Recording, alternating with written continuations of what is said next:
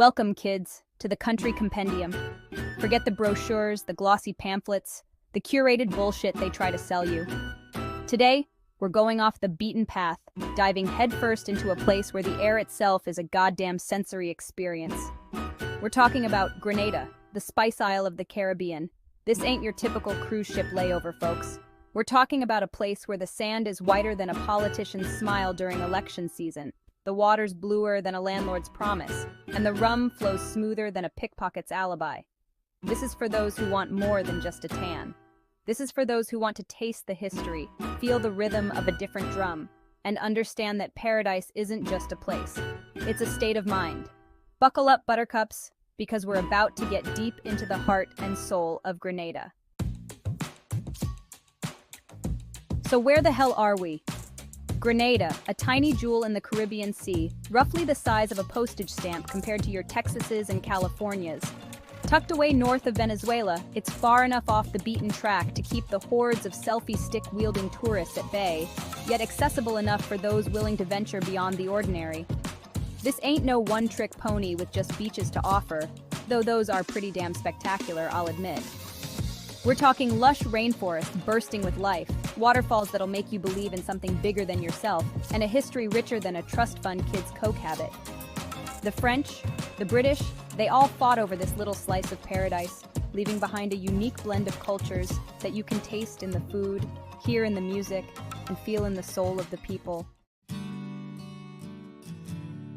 Look, I'm not gonna lie to you, getting to Grenada ain't like hopping on the A train. You're gonna need a plane ticket, a passport that isn't held together by duct tape and prayers, and a healthy dose of patience. Direct flights? Sure, some, but be prepared to embrace the layover, that purgatory of travel where time bends and bad coffee reigns supreme. Think of it as a test, a weeding out of the weak-willed. You want the easy route? Stick to Disneyland. You want authentic? You gotta work for it. But hey, once you land, feel that Caribbean heat slap you in the face, smell the spices in the air. You'll know it was all damn worth it. All right, you made it. You wrestled your luggage off the carousel, dodged the timeshare sharks, and now you need a place to crash. Good news is, Grenada's got something for everyone, whether you're the type who travels with a gold-plated toilet seat, or you're more comfortable sleeping under a bridge, though I wouldn't recommend the latter here. Got more money than sense? Luxury resorts are scattered along the coastline like jewels on a sultan's turban. All infinity pools, private butlers, and menus that require a second mortgage to afford. Me? I prefer to be closer to the action, the pulse of the place. Give me a guest house run by a local mama who knows more gossip than TMZ, where the sheets are clean, the rum is cheap, and the stories flow like the sweat off a mango on a hot day. That's where you find the real Grenada. Let's be honest, folks. You didn't come to Grenada to discuss the finer points of Keynesian economics. You came for the beaches, and let me tell you, this place does not disappoint. Grand Anse, with its powdery white sand and turquoise water, is the kind of beach that makes you want to ditch your phone, your responsibilities, and just become one with the hammock. But don't get too comfortable, because there's a whole underwater world waiting to be explored. Strap on a snorkel and swim with fish so colorful they make rainbows look boring. Get your scuba on and descend into a realm of coral reefs, shipwrecks, and creatures that'll make you question your biology textbook. Just remember, folks, we're guests here. Admire the beauty, take your pictures, but leave nothing but bubbles. Even paradise has a history, kids, and Grenada's is a wild ride. Fort George, perched high above the harbor like a stone sentinel, whispers tales of colonial battles, pirate raids, and enough intrigue to make a soap opera blush. Wander through the Grenada National Museum, housed in an old French barracks, and you'll find yourself face to face with artifacts that tell the story of this island, from its indigenous roots to its present-day complexities. Don't just glance at the displays, folks, really look. See the craftsmanship in the Carib pottery, the resilience in the faces of the slaves who built this nation, the echoes of dreams and struggles etched into every stone, every document. This ain't just history, it's the DNA of a people. Listen, I love a good beach bumming as much as the next guy, but sometimes you gotta ditch the flip-flops and answer the call of the wild. And trust me, Grenada's got enough wild to satisfy even the most hardcore adrenaline junkie. Hike through the rainforest where giant ferns dwarf you, and the air hangs heavy with the scent of 1,000 unknown flowers. Cool off beneath a waterfall that cascades down moss-covered cliffs like nature's own shower. Birdwatchers, get your binoculars ready, because this place is a goddamn avian paradise. From the iridescent plumage of the Grenada dove to the majestic wingspan of the magnificent frigate bird, you'll be filling up your life list faster than you can say Audubon. Just watch out for the monkeys, they've got a thing for unattended snacks. You can't truly experience a place without feeling its heartbeat. And in Grenada, that heartbeat is fueled by music, dance, and a whole lot of soul. Head to a local rum shop where dominoes slam, laughter rings out, and the stories flow as freely as the local brew. Catch a steel pan band, their music echoing through the streets, a symphony forged from oil drums and pure, unadulterated joy.